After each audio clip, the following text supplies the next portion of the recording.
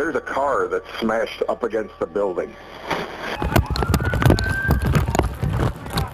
Oh my God. Both Davion and Dominic are deceased. Oh God! Yeah. I'm Detective Jesus. I'm the one who's been investigating the crash. You're under arrest for aggravated murder ×2. She sat in court looking completely calm. No panic, no breakdown, no emotion, just silence. Like she truly believed she was walking out of that courtroom. Like the crash that took 2 young lives was just another tragic accident everyone would eventually forget. But then prosecutors played the footage. And suddenly, the courtroom went dead silent as the video showed her speeding down an empty industrial road in the darkness before sunrise.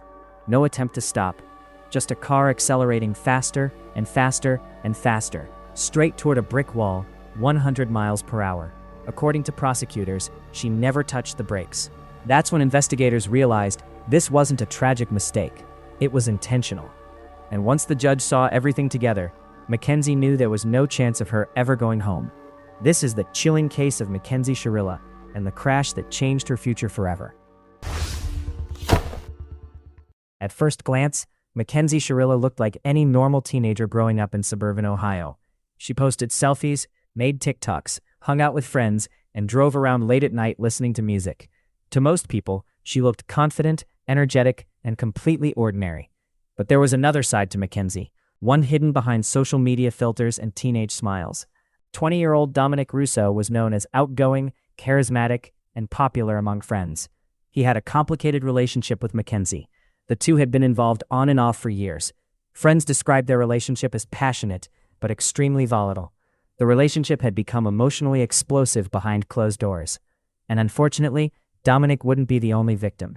Because riding in the back seat that morning was 19-year-old Davion Flanagan, a friend who never expected his night would end in tragedy. In the early morning hours of July 31, 2022, while most people in Strongsville, Ohio were asleep, surveillance cameras captured something eerie: Toyota Camry, slowly moving through an empty industrial district before sunrise. Inside were Mackenzie Shirilla, Dominic Russo, and Davion Flanagan. At first, the footage didn't seem unusual. The Camry suddenly accelerated down Alameda Drive with terrifying speed, until the vehicle slammed directly into a brick warehouse wall at nearly 100 miles per hour. The impact was catastrophic. The crash instantly transformed the car into twisted metal. When first responders arrived, the scene looked almost impossible to survive. No one's coming. No one's breathing. Bust that window out. All right.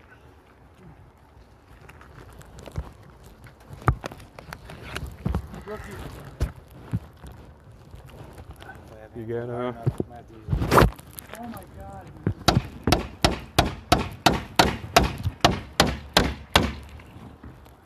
Who can hear my voice? Who's in here? Drivers, God. Radio.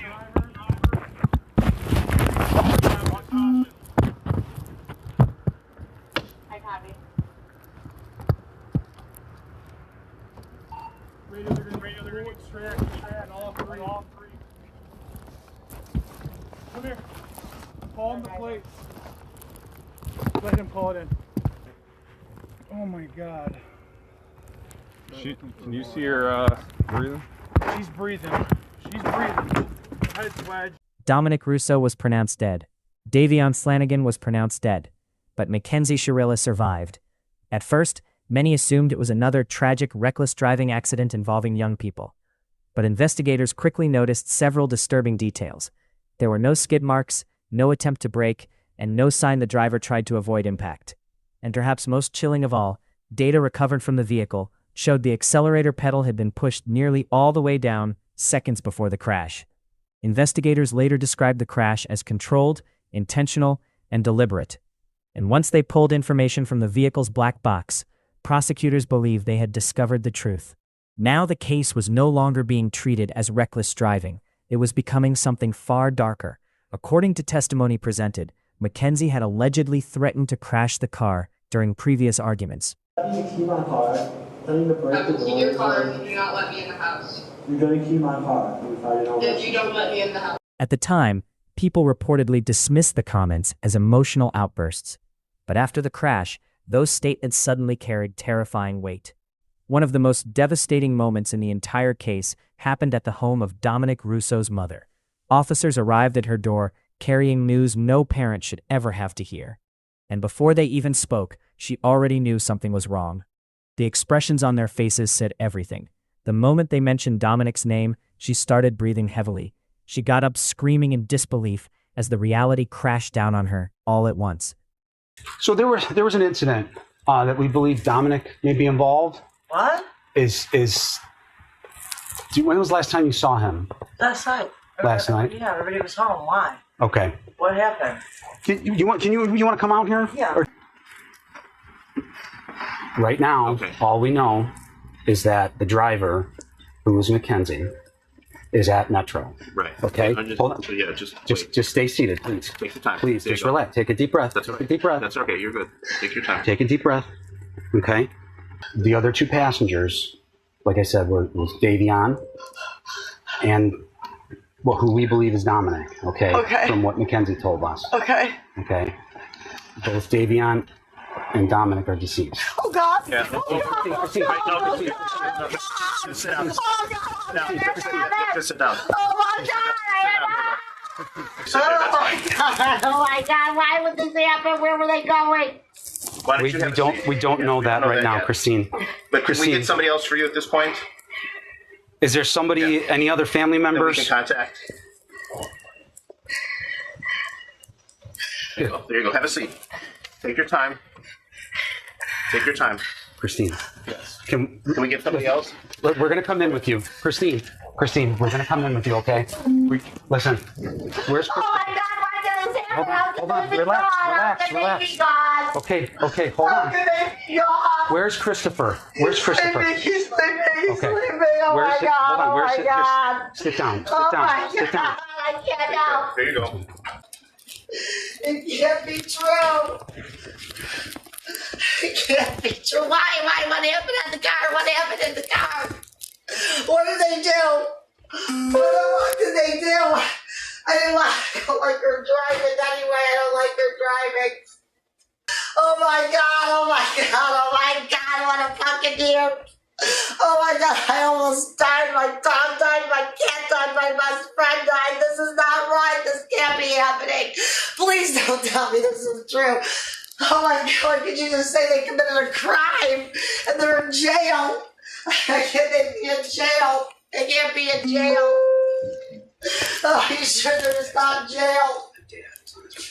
Her cries were so painful and overwhelming that they echoed through the neighborhood. It was the sound of a mother's world completely shattering in real time, the kind of pain no words can truly capture. When authorities arrested Mackenzie Shirilla, many people expected overwhelming emotion, but her behavior struck people as unusual. She focused heavily on personal belongings and smaller concerns during parts of the arrest process. This one off so it doesn't break the bracelet, please. You got it. You got it. No. Thank you. You got it. Okay, just keep your hands right here.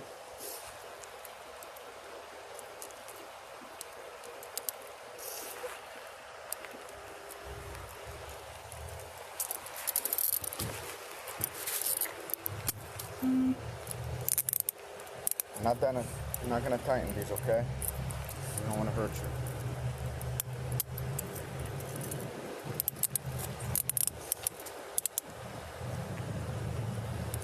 You good? Are they good?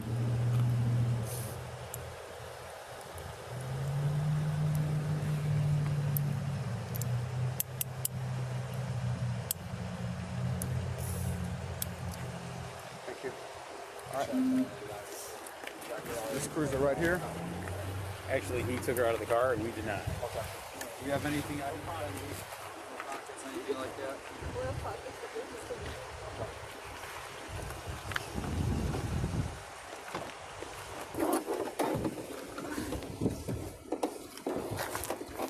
While she was traveling in the back of the police car, her emotions would surface. She cried, became emotional, then quickly regained composure again. That emotional back and forth became heavily discussed online once footage and details emerged publicly. By the time trial began in 2023, the case had already exploded across social media. Every expression she made became national discussion.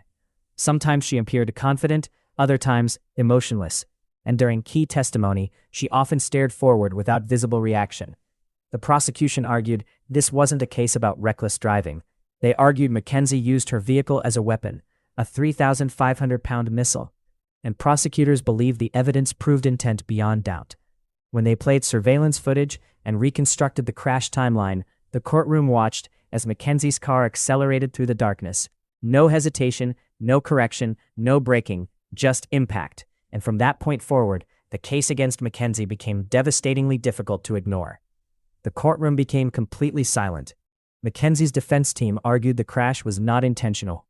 They claimed she suffered memory loss and brain trauma from the collision.